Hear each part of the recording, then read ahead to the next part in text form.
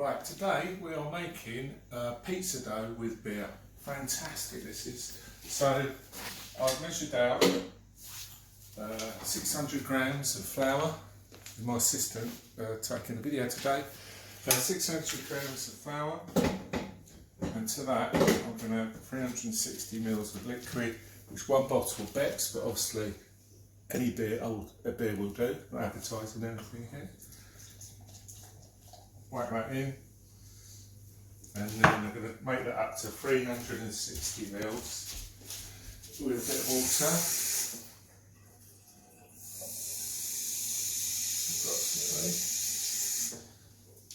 Okay, and then I'm going to get a bit of honey. Got a bit of honey in there, with about 2 tablespoons. And to that, so we mix that up.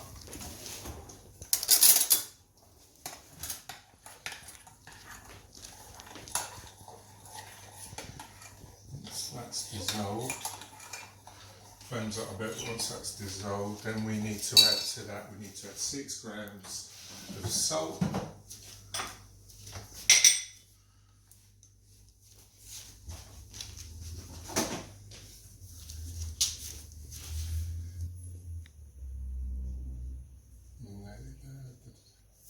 So just a little bit over. So that's 6 grams of salt. Then we're going to mix this up.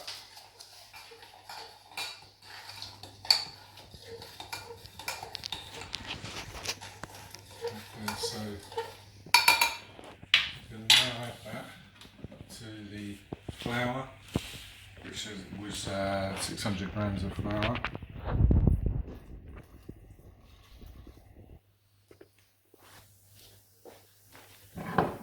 And then you can start mixing it. So on this bread maker we've got a pizza setting. So I think it's number 20. Okay, we're going to start on that. Let's start mixing it up. And then we need to measure out some yeast.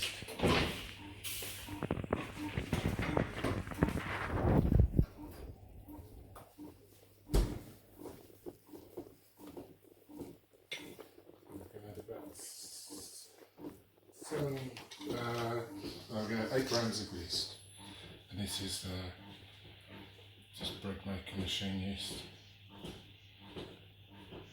Add your yeast once the beer and the salt are mixed into the flour, you'll kill the yeast. Put that in, and you leave that on that setting, and then we'll come back to it in the next video. So once the dough has properly mixed and you needed it, you need to leave it for about 2 hours to rise so it doubles in size. So that's what it looks like at the moment, and we'll come back in 2 hours time. So this is what the dough looks like after 2 hours. So I'm going to take this out.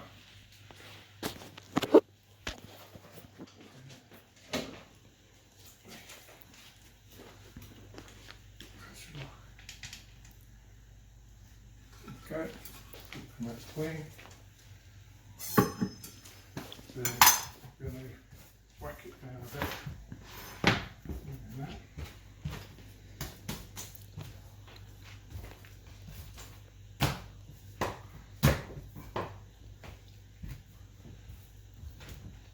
It's a bit sticky, a bit of stickiness goes. So I'm just going to cut that. I'm going to make 4 out of this. Cut the dough, and you can add a bit of flour if it gets a bit too sticky. I think we'll do it like that. That's one level.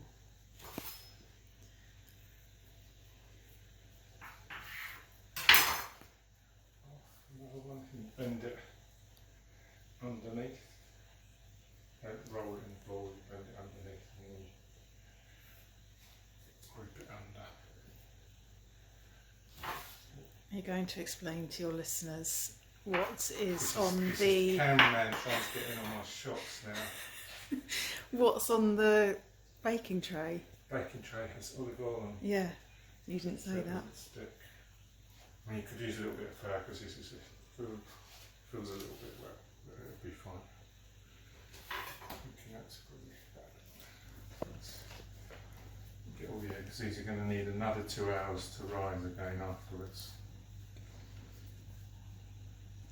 Just like that, and just a bit of olive oil on top. So just put it on my hand, and this stops them drying out on top. Otherwise, the air gets them even if you put cling film over the top. The air gets them. So put a little bit of that on top. Goes round that one as well.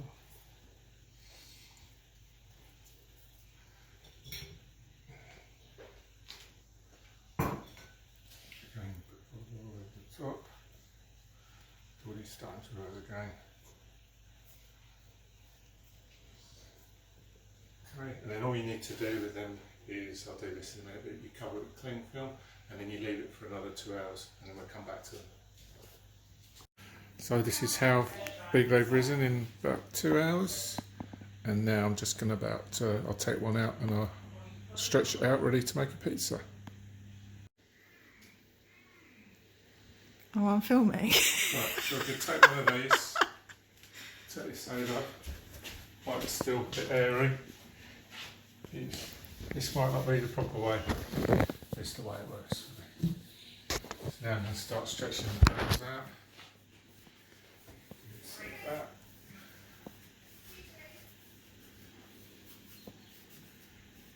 Okay, it's coming out as I do it. More stretch at the thinner your base is if you want a thin base. It's very pliable at the minute. Keep shaking that back in the flour there.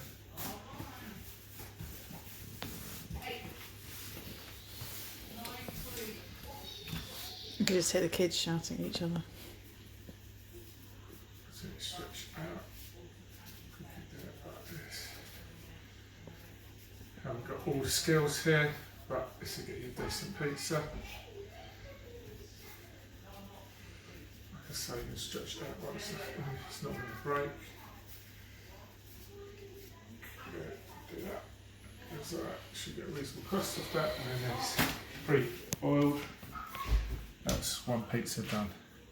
And then I'll do the other 3, and then I'll get back to you. And I'll roll the 4 bases out. First base, I use this tomato passata. I think it's better. There's less water in it, and you won't get a sloppy pizza at the end. I just put that on. I'll put a little bit of oil in there as well, and then take it not right to the sides. Roughly, you can see where I'm taking it there. If you use some passatas, you get a lot of water, and the pizza can get a bit sloppy. So this one I found to be the best.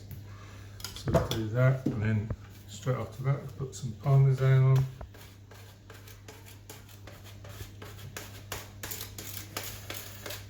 Do that.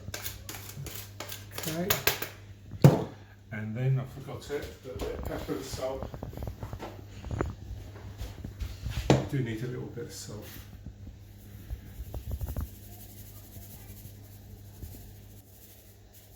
Salt, pepper.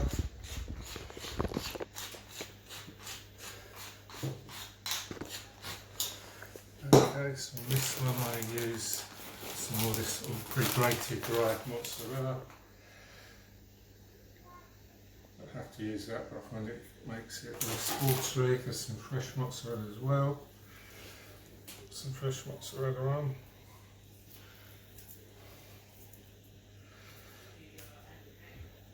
Okay, then I've got some olives here. These are slightly larger olives, so just put some of those on there. And then I've pre-cut some chorizo, and this is smoked.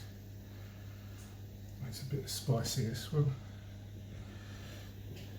Okay, I'm just going to wipe my hands quickly. And we'll finish off with some origami over the top. Okay, and that is pizza number 1 done. I'm going to put that in the oven and then we're going to have a look in a minute. Okay, see you in a minute. So I've created all the 4 pizzas. There we go, one with some anchovies, just olive olives and cheese, and some with chorizo and olives and cheese as well. So I put the oven in, oven's up on full whack. So what ones, I'm going to do these 2 first. So I open the oven, in these special pizza trays that are pre-oiled, whack them in the oven, and then leave them in the oven now for, they take about 10 minutes, and then we'll have a look at them when they come out. So I've just taken the pizzas out of the oven. As you can see, the crust, it's like really puffed up, the crust, and I kept it thin in the middle. Just cut them up, all ready to serve. Another 2 to put in the oven. Yeah, I think it's quite a good recipe if you want to follow my recipe and get reasonably decent pizza at home.